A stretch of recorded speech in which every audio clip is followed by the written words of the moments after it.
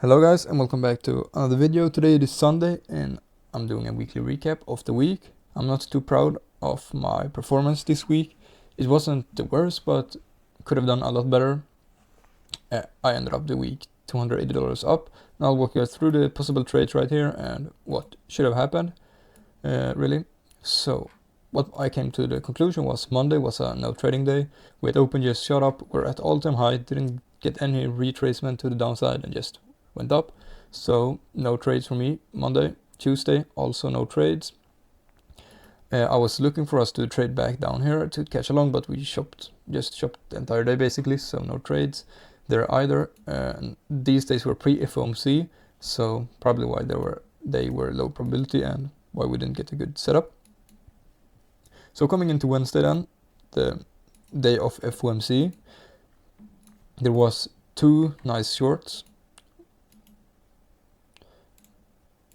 You could have caught this move off of open, but I don't like taking trades a few minutes after open, so I wouldn't have taken this. But there was a continuation short possible here because we come back up to we came back up to this 5-minute bearish value gap that we had created, also this 5-minute order block.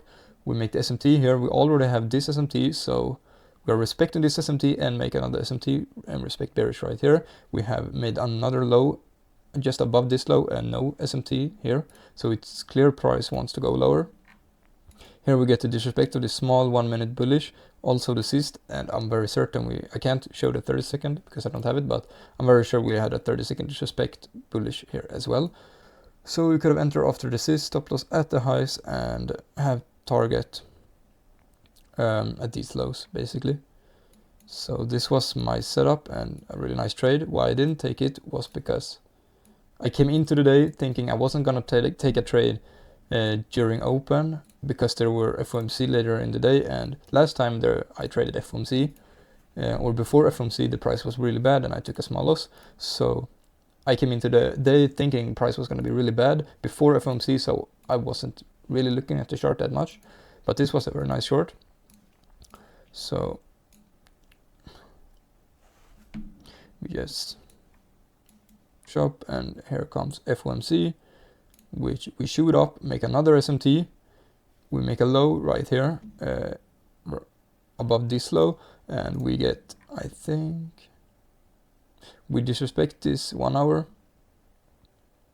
and we make this 1 hour, which we came back up and we're acting this 1 hour order block. And to me it's clear right here we want to go lower, especially since we first move up after FOMC release. We move up, manipulation up, to then make an SMT. ES came up and swept all of this liquidity and came into this 30-minute and 1 hour bearish value gap, and then we get a fast move down. We make the disrespect of this. It's a very nice setup.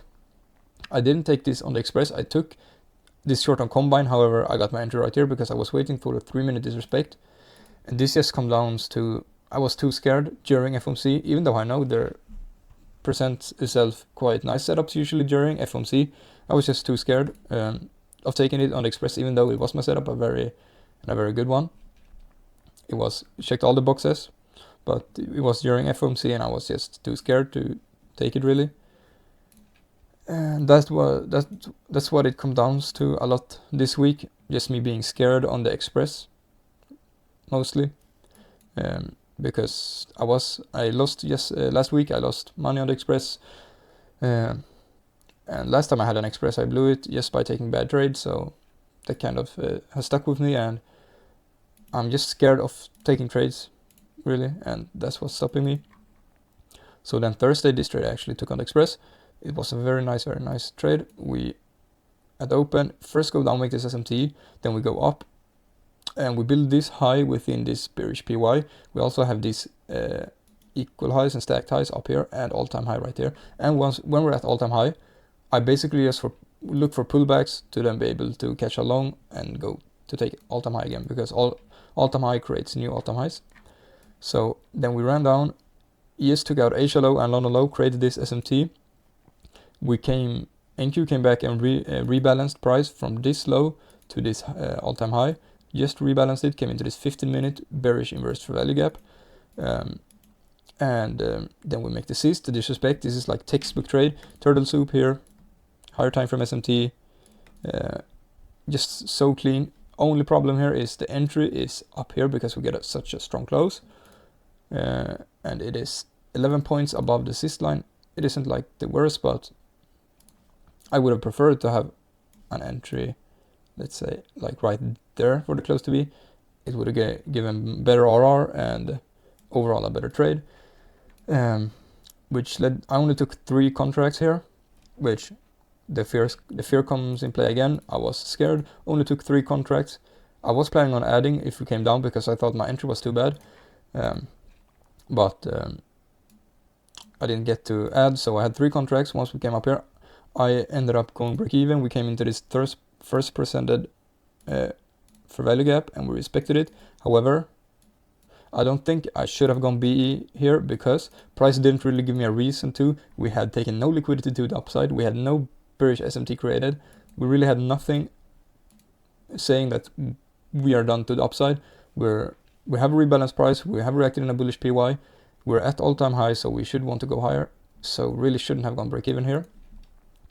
I did go break even, got break even, and I re-entered here. But yeah, I probably shouldn't have gone break even here, and I should also have had higher size. But yeah, it isn't like the worst break even. And also since I got a re-entry because I was so certain about this trade, it's kind of okay to go break even if you re-enter after confirmation that we're still bullish. We come down, we respect, then we made a 30-second cyst up here, so I got another entry right here with target up here. Something like this. I think I messed stops right there and target right there. So this was actually even better RR, and price just shoots up to take profit. So this is the only trade I took this week on the Express, and this was for me a $280 win because I only took 3 contracts. It should have been a lot more than that. Let's see how much I was risking on the. Here I took 3 contracts with a SL size of 44 points. So I was risking, let's see, 44 times 6. I was risking $264. That actually isn't too bad. So that was an okay risk, but the RR isn't that great. 1.8, it's okay.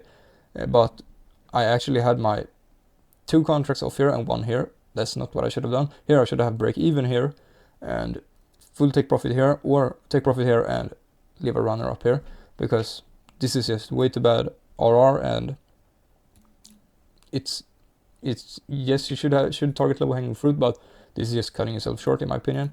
So yeah, and same for this trade. Here I entered and I should have had this as my break even line, but I ended up taking 2 off here and 1 off here. If I would have taken 3 off, it would have been a better trade, like $400 or something.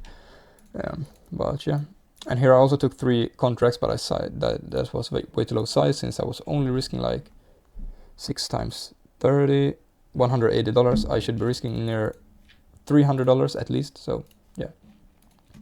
So coming into Friday, there was one possible trade here as well. Here I say possible trade because it isn't the cleanest of setups. It is the setup, but its price was very choppy and it was quite hard to find the entry actually. So what I've marked out here is that we're going into a buy model, because here it's clear that we're trending down. We're generating all this liquidity. We're also at all-time high. So we trend down and then here we start to trend up. So what's the drawn liquidity then once we start to trend up? Of course, it's these highs because this is all a trend line or trend liquidity. And here we enter the buy model for us to go and take all of this liquidity. And my problem here was that I was short biased because we had built all of this liquidity to the downside, but what I should have had in mind is we're not going to take this liquidity before we finish taking this liquidity. So jumping into the 5-minute, we at open we just chop a little bit, then we go down, which shows open manipulation, which is nice. We come down, we make SMT with that low with ES. The problem I was having here is, first of all, we had a lot of liquidity to the downside, and also we were so high up in the range, so it was hard for me to want to catch along. But that how high up we are, it doesn't really matter when the drawn liquidity is super clear, which it is here.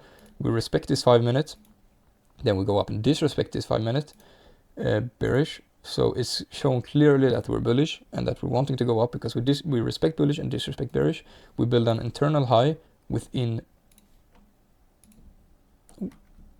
just below this one. No SMT, bearish SMT. If we would have had a bearish SMT here, it would have been different, but we don't. So we just build liquidity to even more liquidity to the upside. It could have entered right here, but I would never have done that because price was too choppy. Didn't have the confirmations. But after here, we disrespect the 5 minute, we come down, we respect this 1 minute, and we make the assist up here. In the 1 minute, even though it's very choppy, like barcodes, we get assist here after respecting this. So this is like the final move, you can say. We also came down and turtle souped this low in the 30-second and respected a 30-second bullish Ferrelli gap right here. So it shows clear signs of bullish momentum. So you could have entered here after the assist, 14-point stop, and 30-point take profit, and you could also even have aimed for all-time high, but this would have been enough for me. Break even at these highs. So here I've done a little bit of a recap, weekly recap. So Monday no trade, Tuesday no trade, Wednesday, like I showed you, either one, the first one $720 or the second one $580. The second one could also have been $700, but I was just taking into action that it was FOMC, and I probably would have de-risked. Maybe I should have lowered this one, because that's things you have to keep in mind while backtesting is how would I have been feeling in the moment. Knowing it was FOMC today and stuff, I probably would have de-risked because I wouldn't want to be full risked in those conditions. I would have been too scared. So more realistically, this would have been like a $580 win. And Thursday should have been a $604 win, but it was only $280 because I should have sized, let's see,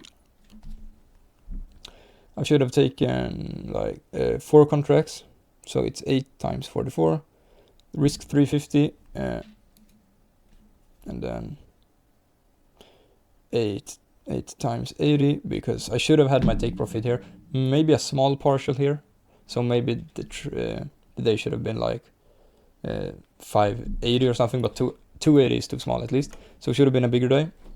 Friday I wrote potentially $600 because it isn't like the cleanest of trades, but it's still a trade I could have taken. Maybe I would have de-risked, who knows, so maybe it's just a $400 trade, but the conclusion is that I should have made at least 1k this week, and I only made 280, so I'm doing something wrong, and that's having fear of entering and having fear of sizing, which I need to work on, and I'm gonna try to do my best work doing better next week and taking the trades that are my setups and not being afraid to take them and not being afraid to size like at least 5 contracts. So that's the trade recap for this week. Thanks for watching, and I'll see you guys in the next video.